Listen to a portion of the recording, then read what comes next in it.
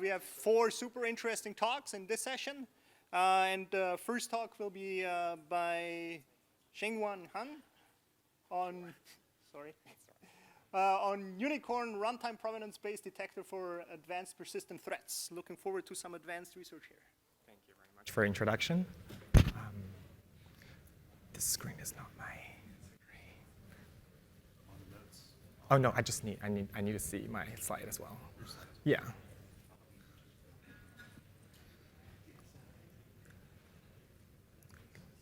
All right, good morning, everyone. Thank you for coming to my talk. My name is Xueyuan Han from Harvard University. It is my pleasure to be here to present my work, Runtime Provenance-Based Detector for Advanced Persistent Threat. It's a joint work with my advisors, James Mickens and Margot Seltzer, and our amazing collaborators, Tom Pasquier and Adam Bates. An advanced persistent threat, or an APT, is a targeted attack frequently involving nation-state actors towards government or other large organizations that take place over a long time scale.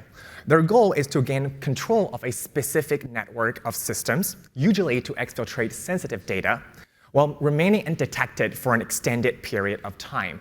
A typical APT attack kill chain consists of roughly 7 phases: reconnaissance, weaponize, delivery, exploitation, installation, command and control, and actions on objectives. In each phase, APT actors leverage a variety of techniques and tactics. And because the stakes are high for the attackers, they often rely on zero-day exploits to gain a foothold in the victim system. This kind of low and slow attack patterns make APTs fundamentally different from conventional one-shot attacks. Consequently, traditional intrusion detection systems are not well suited to APTs because they're usually good at finding attack fingerpoints or identifying bursts of system anomalies that take place in a short period of time. Many recent work suggests that data provenance might be a better data source for APT detection. Unicorn leverage whole system data provenance collected at the operating system level to represent system execution as a directed acyclic graph that describes information flow among system subjects like processes and objects such as files and sockets. It connects causally related events in the graph, even though these events could be separated by a long time period. This is useful in navigating through APT's low and slow attack pattern. And because whole system data provenance describes execution of the entire system by a single connected graph, it provides full historical context. Therefore, even though systems under an APT attack might behave very similarly to unattacked systems, the richer contextual information in the provenance graph allows for better separation of benign and malicious activities. Prior research explored the use of data provenance for APT detection, but they all suffer from some combination of the following limitations illustrated in this slide. Some rule-based systems approaches use predefined edges or subgraph matching algorithm to identify attack techniques, but inevitably, they require substantial human expert knowledge and can be susceptible to zero-day attacks. Provenance graph analysis is computationally demanding. This is because graph size grows continuously quickly as APT slowly penetrates a system. In order to make such heavy computation feasible, prior systems limit the scope of contextual analysis by constraining graph analytics, such as using the single hop graph exploration. But doing so also limits the understanding of information context that is critical to detect low-profile anomalies. Anomaly-based detection systems typically build this kind of system-wide normal behavior models. And how such models are built is critical to its detection capability. Static models cannot profile or capture long-term system behavior, while the low and slow APT attack patterns can gradually poison runtime dynamic models that update themselves during the test time. Unicorn is designed to address those issues. We formalize system-wide intrusion detection problem in APT campaigns as a real-time graph-based anomaly detection problem on large attributed streaming whole system provenance graphs. At any point in time, the entirety of the provenance graph captured from system boot to its current state is compared with time and space efficiency against a behavior model consisting of only known good provenance graphs. Unicorns makes no assumption of attack behavior and learns only normal system behavior changes, but not those directed by the attackers. And also, the system is considered under attack if its provenance graph deviates significantly from the built model. So we perform 4 steps to create such a model in a training stage, where we ensure that system runs in a safe environment. We first stream the graph into a vertex-centric graph processing framework, where we iterate over each labeled vertex to build an in-memory graph histogram.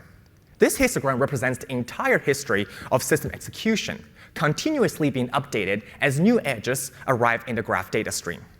Each element in the histogram, counting the number of an augmented vertex label, represents a unique local neighborhood of a vertex, taken into consideration of the heterogeneous labels attached to the vertices and edges, as well as the temporal orders of those edges.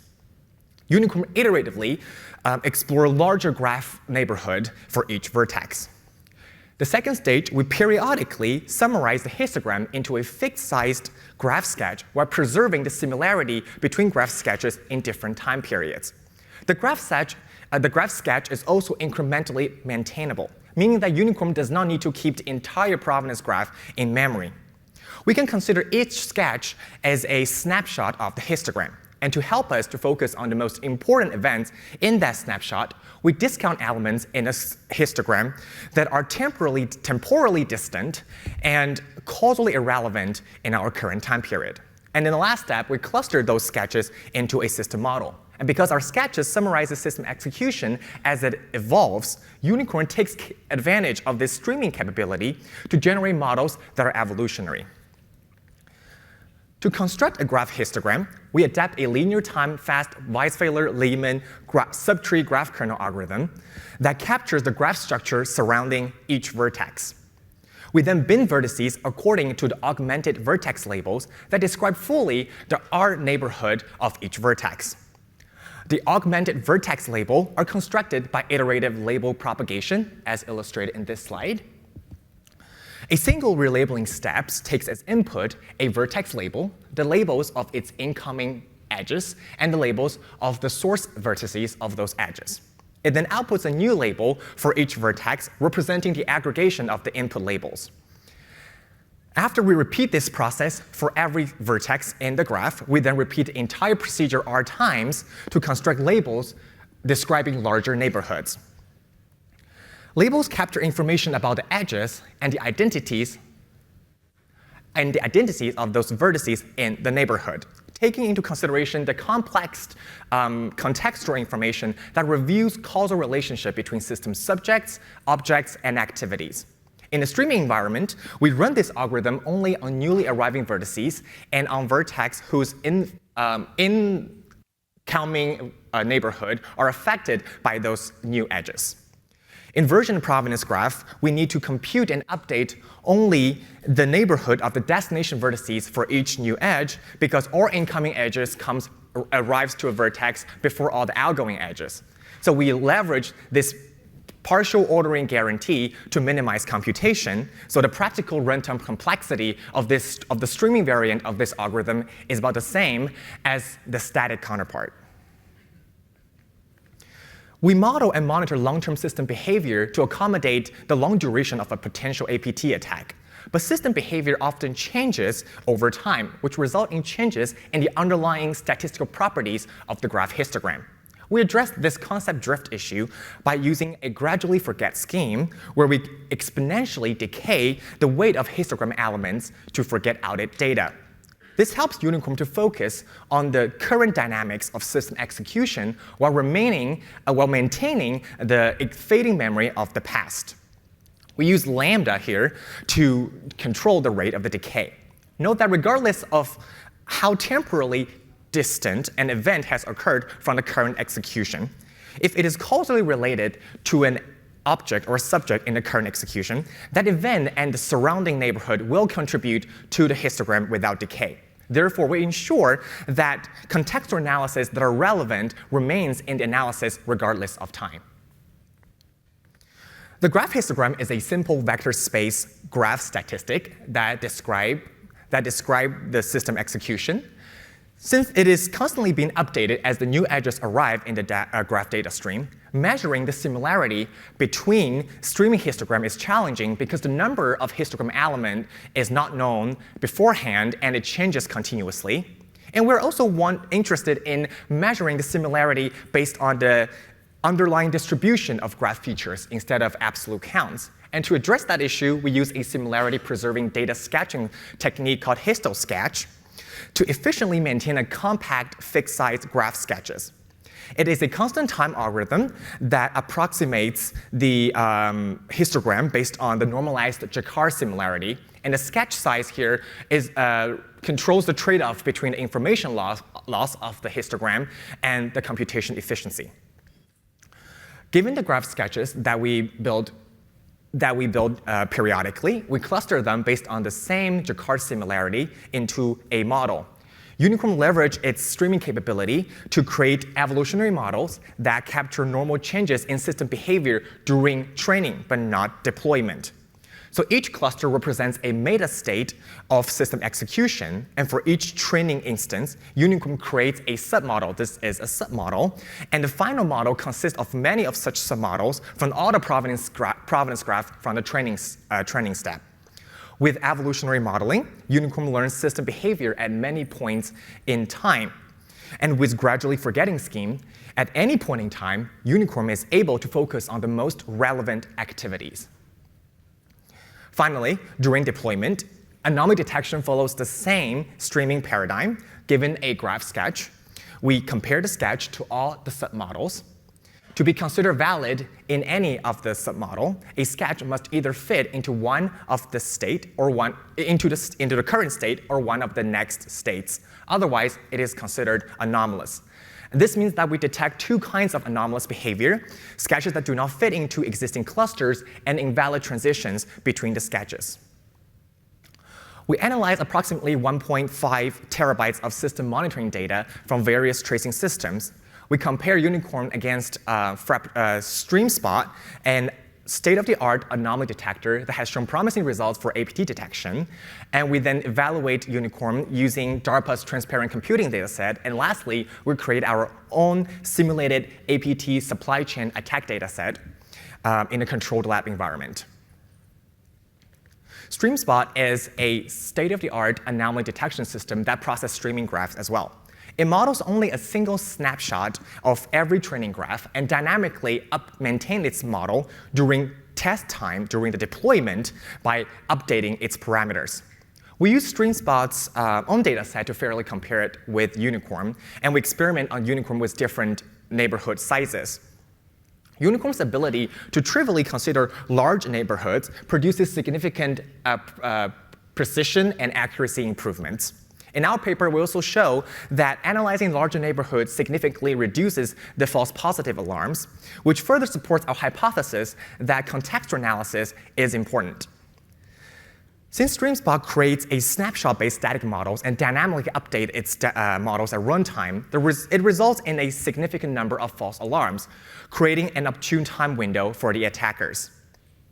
We also consider such an approach inappropriate in the APT scenario because the persistent attackers can manipulate the model to gradually and slowly change system behavior to avoid detection.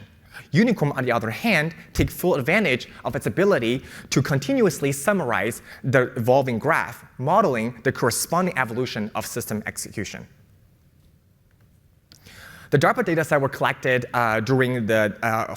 from a network of hosts during the two-week-long third adversarial engagement of the DARPA transparency program. The red team that carried out the attacks also generated some benign background activities, which allow us to profile a benign system behavior.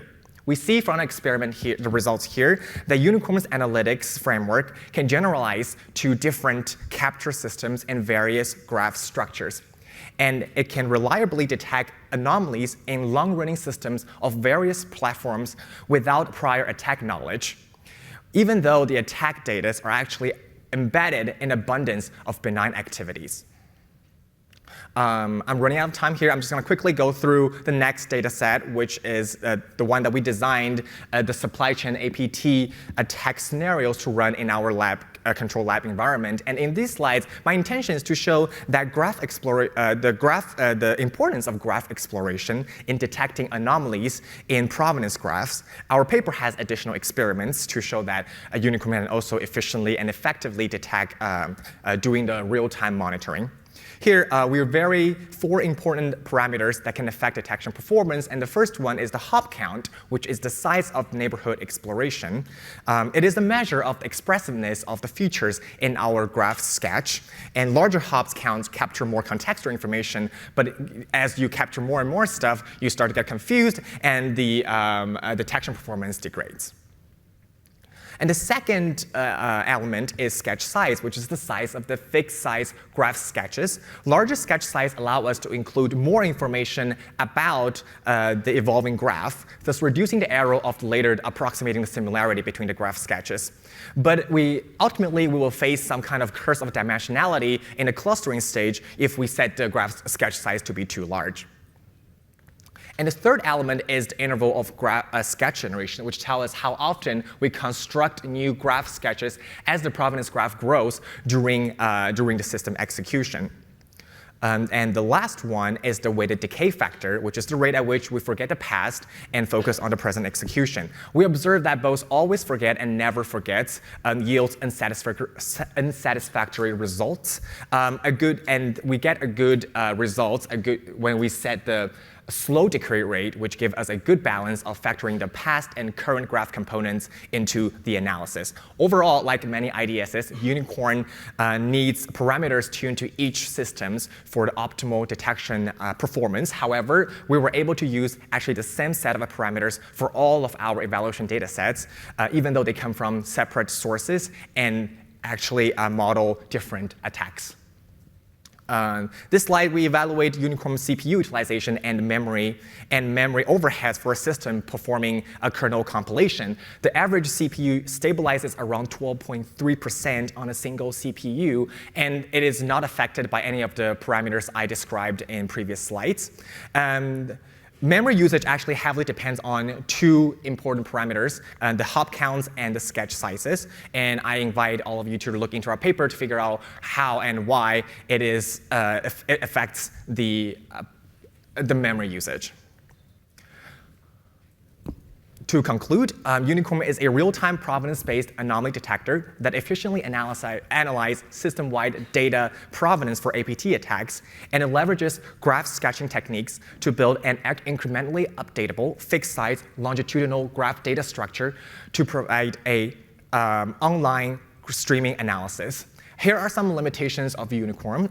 It is an anomaly-based detection system, which means that it requires a good set of benign behaviors to learn, and obtaining such a good set of behavior and making sure that they're representative of system and behavior is challenging. Unicorn can be susceptible to evasion techniques and needs human in the loop to verify false positives and update the model. And because it is anomaly-based systems, reasoning about the anomaly alerts, which we call the forensic analysis, can be a little bit challenging and requires additional tools. This concludes my talk. Thank you so much again for coming to my talk and your time and attention, and I'm happy to take any questions. Thank you.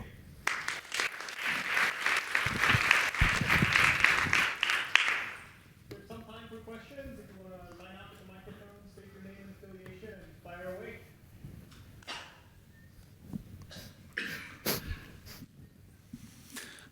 Hello, Juan Caballero, India Software.